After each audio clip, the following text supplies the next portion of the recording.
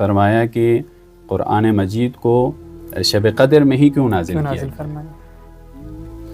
خداوند متعال نے کچھ چیزوں کو عظیم قرار دیا ہے، ان میں سے ایک قرآن مجید ہے۔ خداوند متعال رب عظیم، اور جس پہ قرآن نازل کیا جا رہا ہے وہ خلق عظیم کے مالک ہے۔ انک علی خلق عظیم۔ سبحان اللہ۔ اور قرآن کے بارے میں خود قرآن بھی عظیم ہے، جیسے کہ سورہ ہجر کی آیت نمبر 87 میں خداوند متعال فرماتے ہیں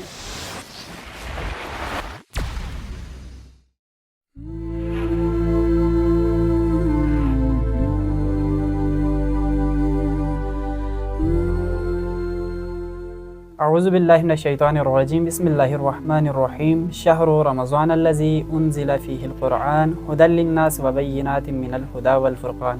السلام علیکم ناظرین، پروگرام کاظم معارف کے ساتھ آپ کا میزبان محمد تجمل زیدی حاضر خدمت ہے۔ تو ناظرین، آج کے اس سیگمنٹ میں ہمارے ساتھ ایک مہمان خصوصی موجود ہے جو کہ سوشل میڈیا پر آپ تمام ناظرین کے سامنے کافی فعال اور کافی مشہور ہے۔ میری مراد جناب حجت الاسلام والمسلمین شیخ مظاہر منتظری صاحب۔ تو ناظرین، اس پروگرام میں آپ تمام ناظرین کا اور بالخصوص قبلہ صاحب کو خوش آمدید عرض کرتے ہیں، اور قبلہ صاحب کا ممنون و مشکور کہ آپ نے اپنی قیمتی اوقات میں سے وقت نکال کر اس پروگرام کو نور بخشا۔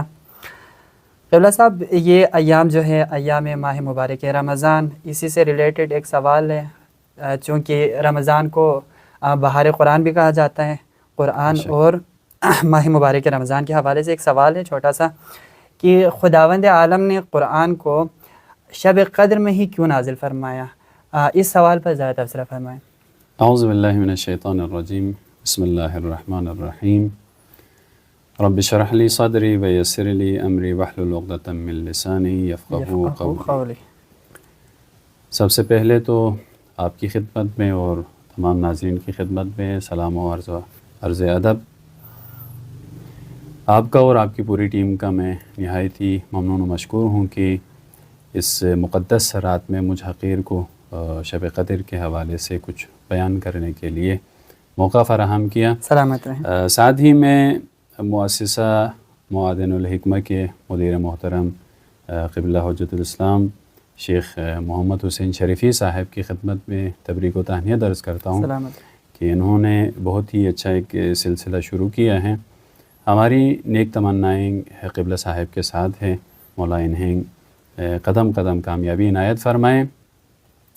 آپ کے سوال کی جانب آنے سے پہلے میں اعمال شب قدر کے حوالے سے اپنے ناظرین کی خدمت میں کچھ نکات بیان کروں گا، پھر آپ کے سوال کی جانب بڑھتے ہیں۔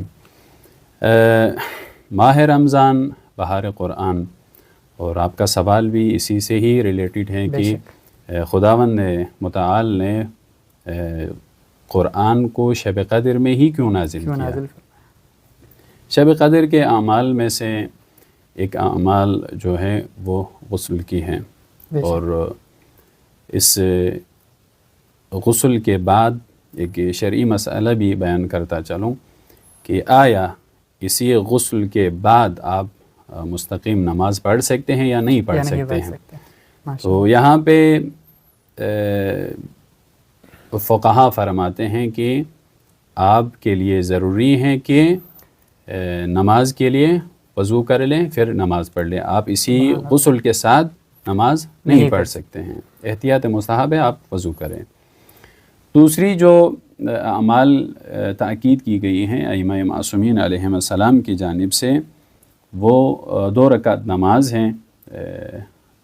سورہ حمد کے بعد 7 مرتبہ سورہ توحید کی تلاوت کرے، اسی طریقے سے دوسری رکعت میں بھی ایسا ہی انجام دے۔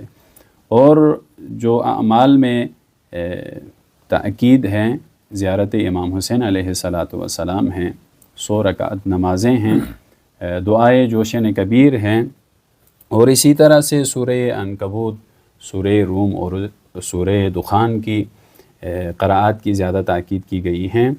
اور سب سے مہم چیز جو ہم سب پہ فرض ہے وہ یہ ہے کہ امام زمان عجل اللہ تعالی فرجہ الشریف کی تعجیل کے لیے اور صحت و سلامتی کے لیے خصوصی دعا کی جائے۔ تو اب ہم اپنے گفتگو کا آغاز کرتے ہیں، آپ کے سوال کی جانب آتے ہیں کہ آپ نے فرمایا کہ قرآن مجید کو شب قدر میں ہی کیوں نازل کیا فرمایا؟ خداوند متعال نے کچھ چیزوں کو عظیم قرار دیا ہے، ان میں سے ایک قرآن مجید ہے۔ خداوند متعال رب عظیم، اور جس پہ قرآن نازل کیا جا رہا ہے وہ خلق عظیم کے مالک ہے، انک علی خلق عظیم۔ سبحان اللہ۔ اور قرآن کے بارے میں خود قرآن بھی عظیم ہے، جیسے کہ سورہ ہجر کی آیت نمبر 87 میں خداوند متعال فرماتے ہیں وَلَقَدْ آتَيْنَاكَ سَبْعًا مِّنَ الْمَثَانِي وَالْقُرْآنِ الْعَظِيمِ۔ بس یہ قرآن عظیم جس پہ قرآن نازل کی گئی ہے وہ عظیم، اور وہ رب جس نے نازل کیا ہے وہ رب عظیم ہے۔ سبحان اللہ۔ عزیزان گرامی، آپ کی خدمت میں اور اپنے ناظرین کی خدمت میں عرض کرتا چلوں کہ خداوند متعال نے اور بھی کتابیں نازل کی ہیں، تورات، زبور، انجیل، یہ ساری کتابیں بھی خداوند متعال نے نازل کی ہیں، لیکن جس طریقے سے قرآن کے لیے اہتمام کیا ہے دوسرے آسمانی کتب کے لیے نہیں کیا گیا ہے۔ آپ تاریخ اٹھا کے دیکھ لیں، مختلف کتابیں جب ہم پڑھتے ہیں تو ہمیں دیکھنے کو ملتے ہیں، پڑھتے ہیں کہ عہدین میں تحریف ہوئی ہے، لیکن قرآن میں تحریف کے کوئی قائل نہیں ہیں، لیکن بعض جو افراد قرآن میں تحریف کے قائل ہیں ان کے لیے مدلل جوابات دیے گئے ہیں۔ ہماری بحث اس میں نہیں ہے، ہم اس میں نہیں جائیں گے، علوم قرآنی میں اس حوالے سے مفصل گفتگو کی گئی ہے۔ تو خداوند متعال نے باقی جو آسمانی کتب ہیں ان کی ذمہ داری بھی نہیں لی ہے حفاظت کی، لیکن جب قرآن نازل ہوتی ہیں تو خداوند متعال کیا فرماتے ہیں؟ فرماتے ہیں اِنَّا نَحْنُ نَزَّلْنَا الذِّكْرَ وَإِنَّا لَهُ لَحَافِظُونَ۔ یہ قرآن ہم نے ہی نازل کیا ہے اور ہم ہی اس کی حفاظت کریں گے۔ سبحان اللہ۔ عزیزان گرامی قدر، تورات، زبور، انجیل یہ ایک مخصوص ٹائم کے لیے، اس کا زمان محدود ہے، ایک محدود تک ہے، بے شک، لیکن قرآن رہتی دنیا تک تمام بشریت کے لیے رہنمائی کریں گے۔ سبحان اللہ۔ قبلہ محترم، عرض کرتا چلوں قرآن عظیم اور جس پہ نازل ہو رہا ہے وہ شخصیت بھی عظیم، اور جو نازل ہو رہا ہے وہ کتاب عظیم، ایسے میں کیسے ممکن ہے کہ یہ سب عظیم ہو اور جس مہینے میں نازل ہو عظیم نہ ہو، اور جس رات میں قرآن نازل ہو رہا ہے وہ رات عظیم نہ ہو؟ یہ کیسے ممکن ہے؟ اگر ہم روایات کا سہارا لے لیں تو پیغمبر اکرم صلی اللہ علیہ وآلہ وسلم فرماتے ہیں، رمضان کے حوالے سے ہیں، شہر رمضان سید الشہور۔ سبحان اللہ۔ رمضان کیا ہے؟ باقی جو اسلامی 11 مہینے ہیں ان کے سردار ہیں۔ لیلۃ القدر سید اللیالی۔ لیلۃ القدر کیا ہے؟ شب قدر کیا ہے؟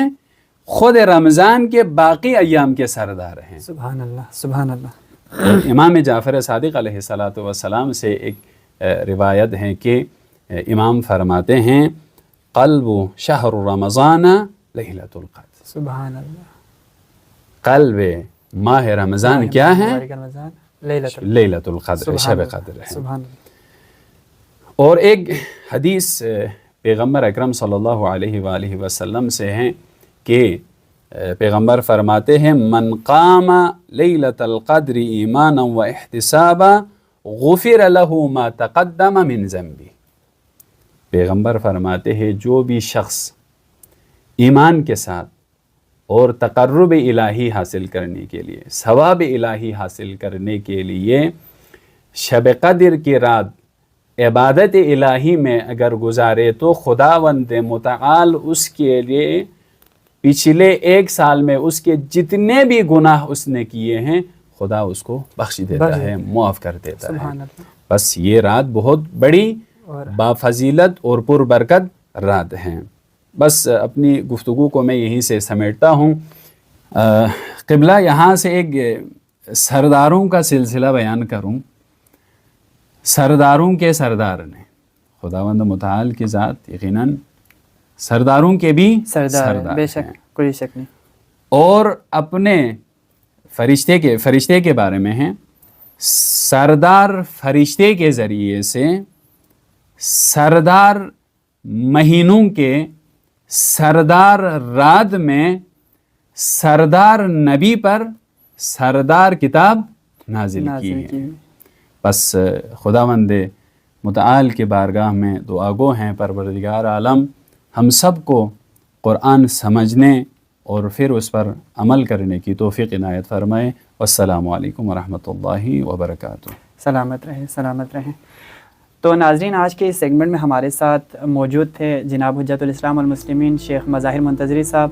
قبلہ صاحب کا ممنون مشکور کہ آپ نے اپنی قیمتی اوقات میں سے وقت نکال کر اس پروگرام کو چاند لگائے، نور بخشا۔ سلامت رہے۔ تو ناظرین، ملتے ہیں اگلے پروگرام کے ساتھ، تب تک کے لیے اجازت چاہتا ہوں۔ السلام علیکم ورحمۃ اللہ وبرکاتہ۔